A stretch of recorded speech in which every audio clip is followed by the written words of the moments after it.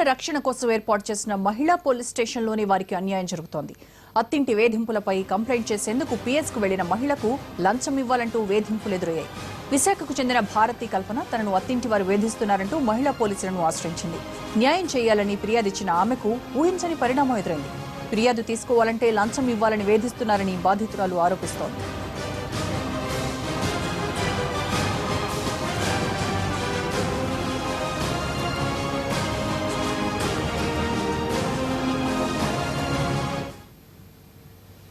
విశాఖకు చెందిన భారతీ కల్పనకు 2012లో ఒడిశాకు చెందిన వెంకటరమణతో వివాహమైంది. పెళ్లైన ఏడాది తర్వాత నుంచి భర్త అత్తమామను వేధిస్తున్నారని ఆమె ఆరోపిస్తోంది.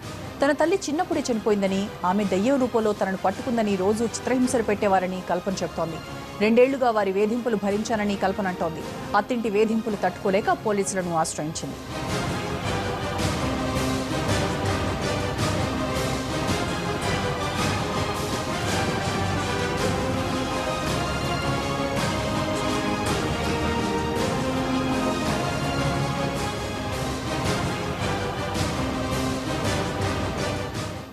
(2026) పెళ్ళయింది.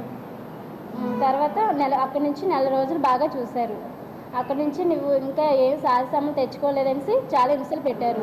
సరే, ఆడపడుచు కూడా చాలా హింసలు పెట్టింది. నువ్వేం తిండి కంచం కూడా తీసుకురాలేదని చెప్పి పౌరుషంగా నేను తీసుకెళ్ళాను సార్.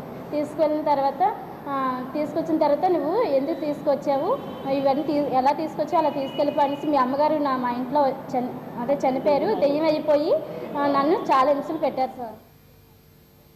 అత్తింటి వేధింపులపై విశాఖ మహిళా పోలీస్ స్టేషన్లో బాధితురాలు కంప్లైంట్ చేసేందుకు వెళ్లింది. తన ఫిర్యాదును తీసుకొని పోలీసులు రోజు పోలీస్ స్టేషన్ తిప్పుకుంటున్నారని ఆమె ఆరోపిస్తోంది. ఫిర్యాదు తీసుకోవాలంటే లంచం కూడా డిమాండ్ చేస్తున్నారని కల్పన చెబుతోంది. ఇప్పటికైనా పోలీసు ఉన్నతాధికారులు తనకు న్యాయం చేయాలని బాధితురాలు కోరుతోంది. కల్పనకు మహిళా సంఘాలు మద్దతు పలికాయి.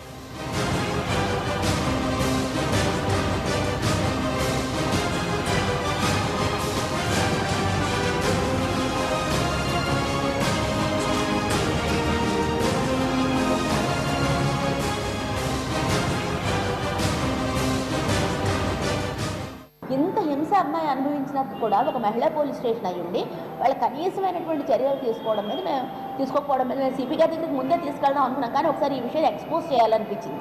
ఎందుకంటే విపరీతమైనటువంటి లంచగొండితనం ఇటీవల కాలంలో మహిళా పోలీస్ స్టేషన్ పెరిగింది. కారణం ఏంటంటే మొత్తం అన్ని స్టేషన్ల మహిళా కేసులు మహిళా పోలీస్ స్టేషన్కి వెళ్తున్నాయి. వాళ్ళకి ప్రెజర్ చాలా పెరిగింది.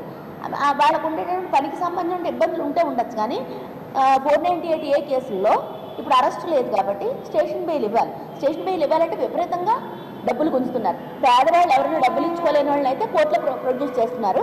లేకపోతే చక్కగా ఇలాంటి వాళ్ళని అయితే స్టేషన్ బెయిల్ ఇచ్చేసి పంపించేస్తున్నారు. వీళ్ళ విషయంలో అయితే స్టేషన్ బెయిల్ కాదు కదా, కనీసం నిందితులు